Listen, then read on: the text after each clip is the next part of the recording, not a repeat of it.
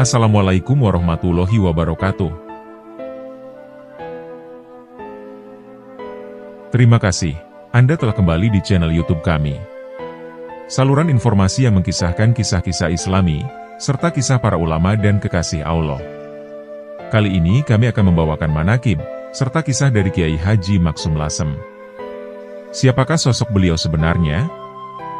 Dan benarkah Kiai Maksum bisa bertemu Wali Songo, bahkan Rasulullah? Serta apa saja karomah yang dimiliki beliau? Untuk mengetahui jawabannya, simak video kami kali ini hingga akhir.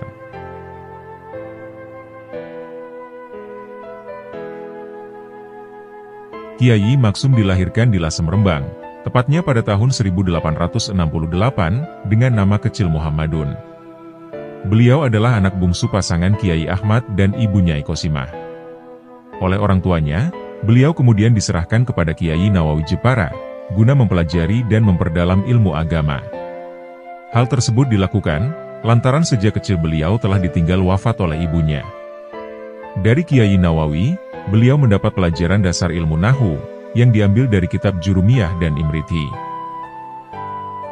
Pengembaraannya mencari ilmu tidak sebatas di Lasem, melainkan sampai ke Jepara, Kudus, Semarang, Jombang, Bangkalan, bahkan hingga ke Makkah. Kiai Maksum Lasem juga termasuk salah satu santri dari Syekh Holil Bangkalan Madura. Kewalian beliau sudah diprediksi oleh Syekhona Holil, dan kelak beliau akan menjadi jagoan di tanah Jawa. Sebelum kedatangan Muhammadun, nama kecil Kiai Maksum Lasem, Syekh Holil Bangkalan menyuruh santrinya membuat kurungan ayam. Pada saat itu Kiai Holil dawuh, bahwa akan datang jagoan dari tanah Jawa. Ketika Kiai Maksum Lasem kecil datang, beliau lalu diminta oleh Syekh Holil Bangkalan, untuk masuk ke dalam kurungan yang telah dibuat. Tatkala Kiai Maksum Lasem kecil sudah berada di dalam kurungan, Syekh Holil mengatakan, bahwa inilah ayam jago dari tanah Jawa, yang kelak akan menjadi jagoan tanah Jawa. Dan benar saja, kelak di kemudian hari, sosok Kiai Maksum menjadi sangat masyhur sebagai ulama di tanah Jawa. Kiai Maksum adalah seorang ulama besar, yang tindakannya sering sulit dicerna nalar awam. Seringkali perilaku atau tindakan beliau dinilai agak aneh. Dan setelah peristiwa berlangsung, barulah orang mengerti maksudnya, apa sesungguhnya yang telah terjadi. Seperti yang telah diprediksi oleh Syekhona Holil, di kemudian hari Kiai Maksum menjadi ulama besar, yang menjadi rujukan dari para kiai pada masa itu. Beliau juga bahkan dikenal sebagai seorang kiai keramat, yang telah diakui banyak masyarakat pada masa itu. Lazimnya seperti para waliullah lainnya, Mbah Maksum juga dianugerahi Allah banyak kelebihan. Berikut ini akan kami sampaikan kisah-kisah beserta karomah dari Kiai Maksum Lasem.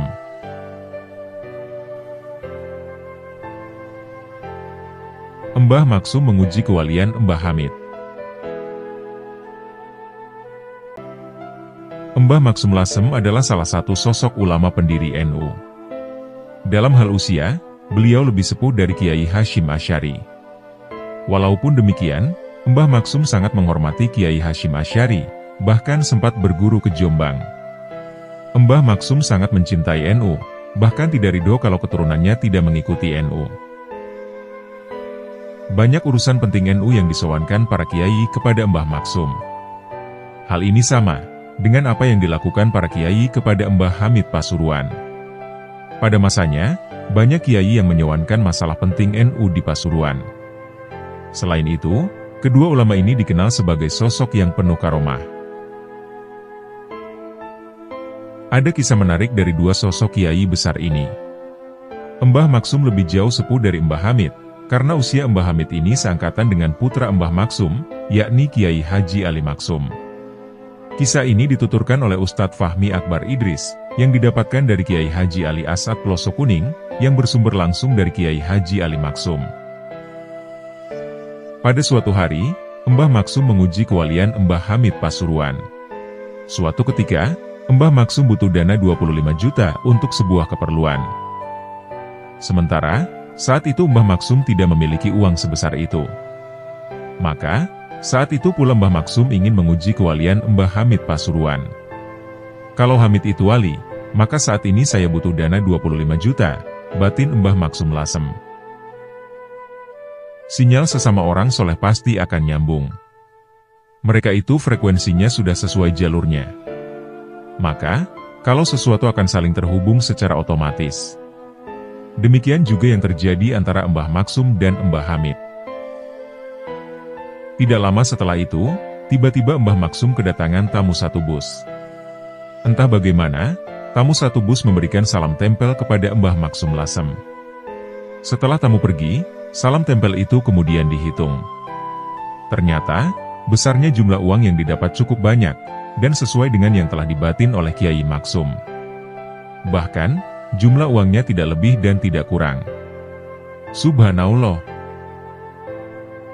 Itulah frekuensi dari para wali Allah. Ujian Mbah Maksum direspon begitu cepat oleh Mbah Hamid. Semua itu juga atas kehendak Allah, bukan kesombongan para kekasihnya. Mereka memang sangat dekat dengan Allah, sehingga kehendak para kekasih ini selalu dikabulkan olehnya.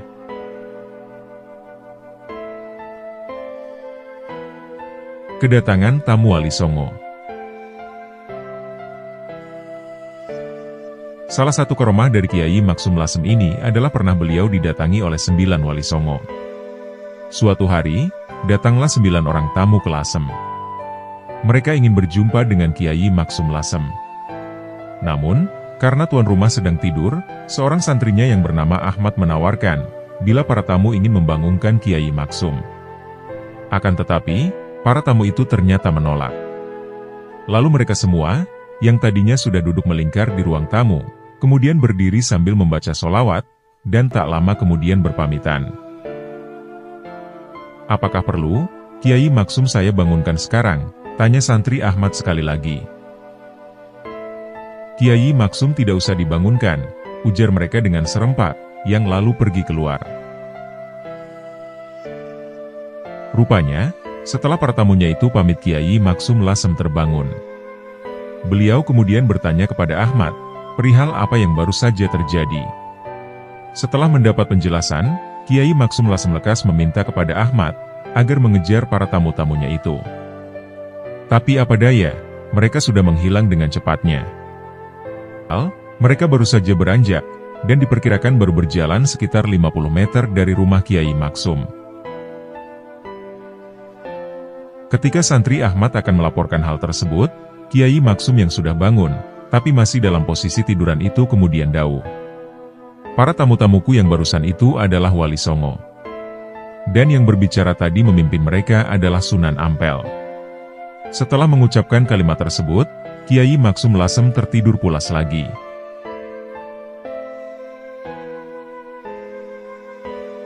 Bertemu Rasulullah Shallallahu Alaihi Wasallam.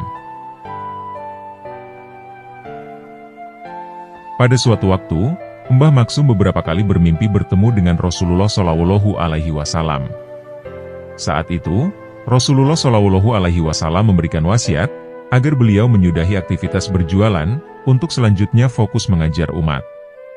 Pesan wasiat yang disampaikan Rasulullah kepada Mbah Maksum berbunyi, tidak ada kebaikan kecuali menyebarkan ilmu. Rasulullah juga berpesan kepada beliau untuk mengajar umat. Niscaya segala kebutuhan Mbah Maksum akan dipenuhi oleh Allah Subhanahu wa Ta'ala. Setelah peristiwa mimpi itu, Mbah Maksum kemudian meminta pendapat atas mimpi tersebut kepada Mbah Hashim Asy'ari. Sang kiai pendiri Nahdlatul Ulama itu mengatakan bahwa mimpi tersebut sudah sangat jelas dan tidak perlu ditafsiri lagi. Kejadian luar biasa tersebut menjadi titik balik bagi Mbah Maksum untuk menjadi seorang ulama serta pengajar bagi umat muslim. Selepas itu, Mbah Maksum mendirikan pondok pesantren yang diberi nama Al-Hidayat. Beliau mendirikannya di Lasem, tepatnya pada tahun 1918, yang didahului dengan membangun langgar pada tahun 1916. Diketahui, Mbah Maksum sering menjalankan rutinitas ziarah para wali. Di antaranya yang diziarahi adalah makam Habib Ahmad bin Abdullah bin Tholib Al-Atos, atau Habib Ahmad Sapuro Pekalongan. Beliau juga diketahui sering berziarah makam Mbah Jejeruk, atau Sultan Mahmud, yang berada di Binangun Lasem.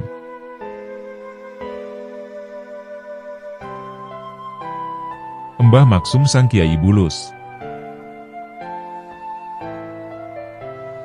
Mbah Maksum juga terkenal dengan sebutan Kiai Bulus. Yang artinya, beliau mengajar murid-muridnya, tanpa disertai keterangan-keterangan yang diperlukan si murid. Beliau hanya membaca kitab dengan memaknai per kalimat saja, itu pun dengan suara yang tidak jelas, atau orang Jawa biasa menyebutnya gremeng. Yang penting dibaca, faham tidak faham ya silahkan. Seakan-akan para murid beliau setelah diajar ditinggalkan begitu saja, sama seperti bulus atau kura-kura yang bertelur di pantai, yang dibiarkan begitu saja tanpa dierami, dan akan menetas dengan sendirinya. Atas dasar itulah, beliau kemudian dijuluki sebagai Kiai Bulus. Namun yang anehnya, para murid-murid beliau mempunyai kefahaman yang lebih, dibanding para santri pada umumnya saat itu.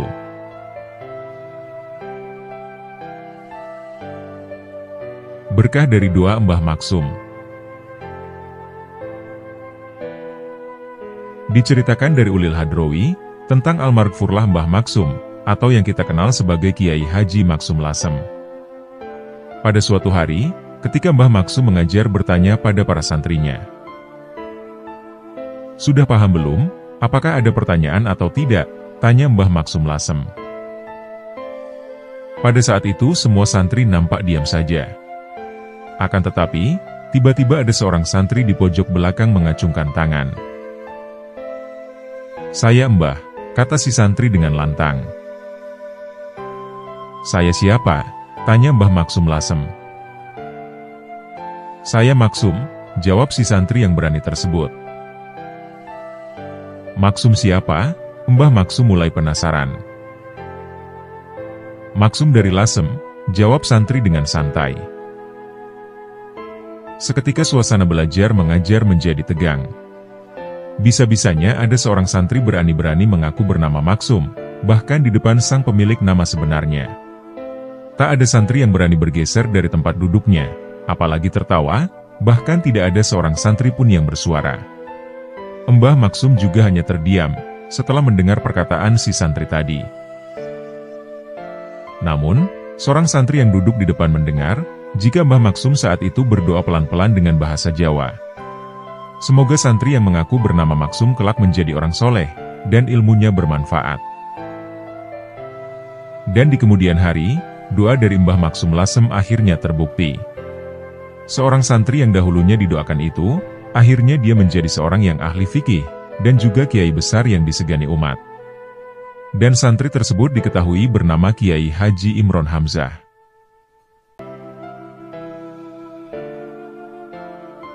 Kisah Mbah Maksum dan Kiai Bisri Mustafa. Perbedaan pandangan yang meruncing antara Kiai Idam Halid dan Pak Subhan Z.E. sebagai pimpinan puncak NU, hal itu membuat para sesepuh Nahdien prihatin. Menyadari kondisi tersebut, Mbah Kiai Maksum Lasem kemudian memanggil Kiai Bisri Mustafa, ayahanda Gus Mus Rembang.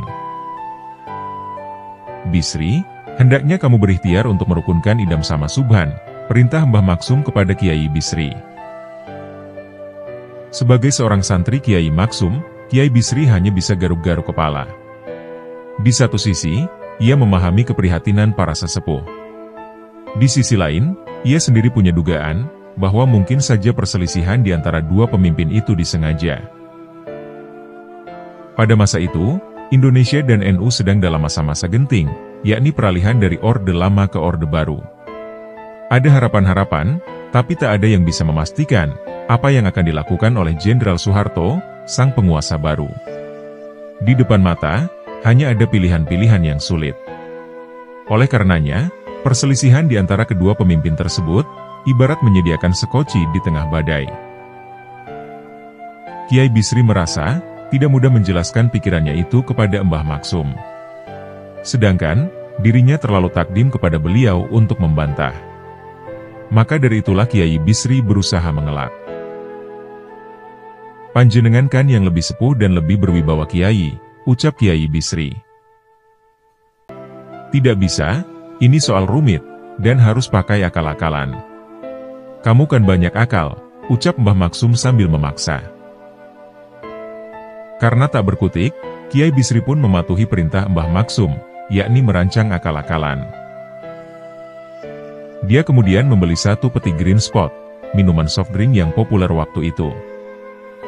Dan ia juga membeli 1 peti sirup kawis, minuman sirup khas produk Rembang. Kiai Bisri kemudian menyuruh santri mengantarkan peti green spot kepada Pak Subhan ZE, dengan pesan sebagai berikut. Dari Kiai Idam Halid, mohon tanda terima. Pada saat yang sama, santri lain juga disuruh mengantarkan 1 peti sirup kawis kepada Pak Idam, dengan pesan yang juga hampir sama. Dari Pak Subhan ZE, mohon tanda terima. Setelah pemberian hadiah tersebut, maka diperolehlah 2 lembar tanda terima. Yang pertama, telah terima 1 peti green spot dari Kiai Haji Idam Halid. Terima kasih sebesar-besarnya, tertanda tangan Subhan ZE.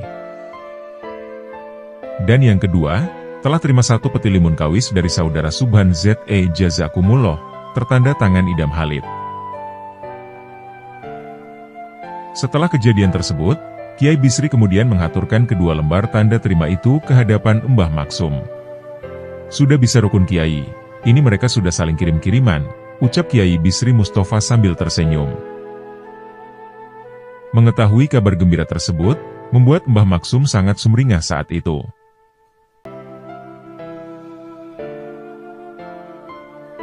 Doa yang membuat beras menjadi melimpah. Di depan para cucunya, Kiai Maksum memimpin pembacaan istighosah, dan membaca potongan syair burdah yang artinya, "Wahai makhluk paling mulia, aku tak ada tempat untuk mencari perlindungan kecuali kepadamu, pada kejadian malapetaka nan besar nanti." Syair tersebut dibaca 80 kali, dilanjutkan dengan doa sebagai berikut. Ya Allah, orang-orang yang ada dalam tanggungan kami sangat banyak, tetapi beras yang ada pada kami telah habis. Untuk itu kami mohon rizki darimu. Selain mengamini, Nadhiroh, salah seorang cucunya, berteriak, "Kiai, doanya tolong ditambahi, berasnya 1 ton. Kemudian ditimpali lagi oleh Kiai Maksum. Tidak 1 ton, tetapi lebih dari 1 ton. Beberapa hari kemudian, beras seolah mengalir dari tamu-tamu yang datang dari berbagai kota, seperti Pemalang dan kota Pasuruan. Mereka sowan ke tempat Kiai Maksum dengan membawa beras yang banyak. Kali ini masih membahas tentang beras. Pada waktu yang lain, setelah mengajar 12 santrinya yang membaca Alfiah, Kiai Maksum minta mereka mengamini doanya, karena persediaan beras sudah habis. Ya Allah Gusti, saya meminta beras. Kedua belas santri yang ditampung di rumah Kiai Maksum, dengan kompak mengamini doa tersebut. Pada jam 11 siang, datanglah sebuah becak dengan membawa beberapa karung beras. Kedatangan beras tersebut tanpa si pengantar, kecuali adanya alamat yang ditempel di karung-karung beras itu. Di sana tertera jelas, kota asalnya adalah Banyuwangi, dari santrinya yang bernama Abrori Ahwan. Kiai Maksum kemudian minta para santrinya, agar mencatat alamat dengan lengkap, sesuai yang tertera pada karung itu. Singkat cerita, suatu saat Kiai Maksum berkunjung ke Banyuwangi, beliau kemudian bermaksud mampir ke alamat itu. Saat alamat tersebut ditemukan, ternyata tempat itu hanyalah kebun pisang, yang berada di pelosok desa. Ironisnya, sepertinya masyarakat di sana hampir-hampir tak ada yang kelebihan rizki. Lantas, siapa sebenarnya yang mengirim beras-beras sebanyak itu?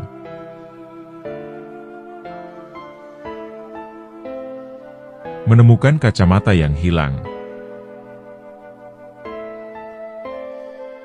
Ketika dalam perjalanan silaturahim keluar kota, Kiai Maksum kehilangan kacamata di kereta api yang tengah meluncur, antara Tegal dan Pekalongan. Menyadari hal itu, beliau kemudian mengajak para pengikutnya membaca surah Ad-Duha. Dan ketika sampai ayat ke-7, ayat tersebut dibaca 8 kali. Dengan membaca surah tersebut, insya Allah barang kita yang hilang akan kembali. Setidaknya Allah akan memberikan ganti yang sesuai. Ujar Kiai Maksum kepada para pengikutnya. Ketika rombongan mampir ke rumah Kiai Fatur Rahman di Kebumen, Kiai Maksum melihat sebuah kacamata di lemari kaca tuan rumah.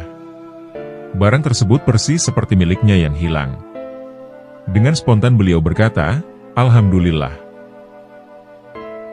Beliau kemudian bertanya kepada Fatur Rahman, "Apakah ini kacamata milik saya?"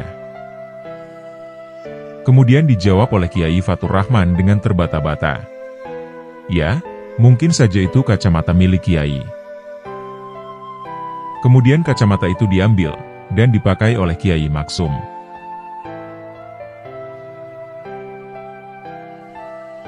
Kendaraan yang datang tiba-tiba. Kali ini soal dokar, kendaraan yang biasa dipakai pada zaman itu.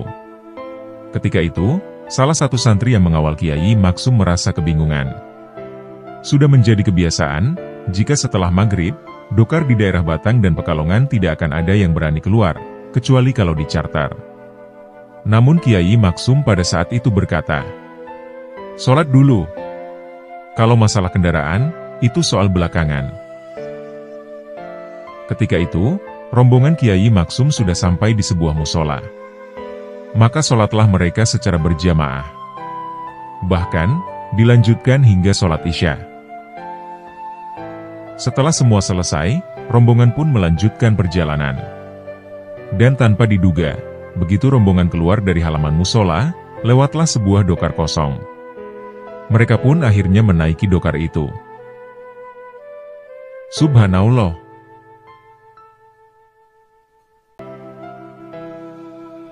Mengetahui kapan kewafatannya. Seandainya paman wafat pada hari ini, saya akan menyusul 2 tahun kemudian. Demikian reaksi Kiai Maksum ketika mendengar kabar bahwa Kiai Baidhowi meninggal dunia. Sang paman wafat pada tanggal 11 Desember tahun 1970. Bahkan, ucapan itu ditegaskan sekali lagi langsung di telinga almarhum ketika dia menghadiri pemakamannya. "Paman, 2 tahun lagi saya akan menyusulmu," ucap Kiai Maksum lasem. Dan benar saja, Kiai Maksum tutup usia pada tanggal 28 Oktober tahun 1972. Atau bertepatan pada tanggal 12 Ramadan, tahun 1332 Hijriah. Ketika beliau sepulang dari sholat Jumat di Masjid Jamil Lasem, yang tak jauh dari rumahnya. Kewafatannya persis seperti ucapannya, menyusul 2 tahun setelah pamannya wafat. Mendengar pertanyaan santrinya. Kisah lain, sambil memijat badan Kiai Maksum, salah satu santrinya terbayang pertanyaan yang mengganjal dalam hatinya. Dalam benaknya, terlintas pertanyaan, kenapa Kiai Maksum tak pernah menggunakan peci haji atau sorban bila keluar rumah? Tidak pernah berzikir dalam waktu yang lama, dan tidak banyak kitab kuning di rumahnya. Pikiran itu rupanya terbaca oleh Kiai Maksum. Tak lama kemudian, beliau berujar, "Seorang kiai tidak harus menggunakan peci haji atau sorban. Berzikir kepada Allah bisa dilakukan langsung secara praktek. Seperti misalnya, kita sedang mengajar atau menolong orang, tidak harus dalam waktu lama. Kitab kuningku sebenarnya banyak, tapi dipinjam oleh Ali, anak sulungku. Insya Allah nanti akan dikembalikan."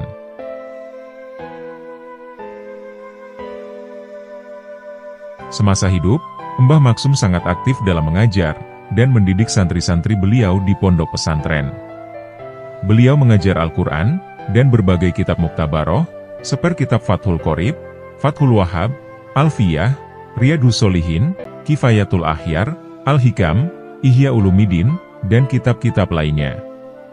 Beliau mengajar dengan istiqomah dan disiplin. Di antara ahwal Mbah Maksum ketika mengaji suatu kitab, beliau pasti akan menghatamkan kitab tersebut, dan kembali mempelajari kitab tersebut dari awal. Hal itu dilakukan secara istiqomah dan mudawamah, hingga sampai beliau wafat.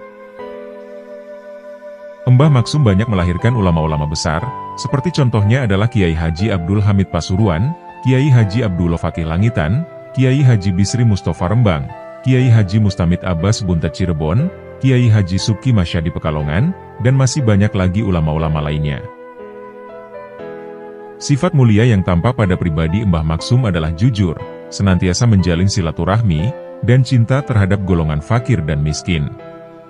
Bahkan, beliau menjadikan kebiasaan menjalin silaturahmi dengan fakir dan miskin, sebagai sebuah bentuk tarekat. Mbah Maksum Lasem pernah dawuh, "Saya sudah menggunakan tarekat yang langsung dari Nabi Muhammad SAW, yaitu hubul fuqara wal masakin, atau mencintai kaum fakir dan miskin."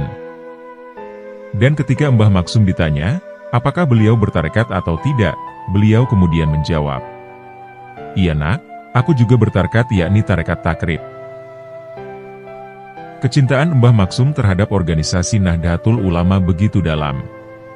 Beliau selalu mempraktekkan sikap-sikap dasar yang menjadi pegangan Jamiah Nahdlatul Ulama, yaitu sikap tasamuh atau bertoleransi, tawazun atau berimbang, i'tidal atau adil, dan tawasut atau moderat.